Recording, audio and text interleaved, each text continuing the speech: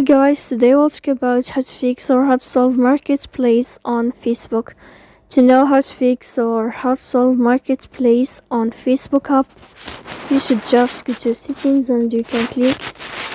Here in this page you can click on apps, default apps, app settings. Then this list you'll enter to Facebook and you can click here in this page. As you see, you'll enter. Then this list will click on first stop and you can click OK. Here we'll enter to storage. Then you can click clear cache. Don't click clear data because that can cause you errors in your app. And in the end you can turn off your phone and you can wait a moment to turn on your phone again. So please don't forget to support us by like and subscribe. See you next time in another video. And thank you for your attention and your watching.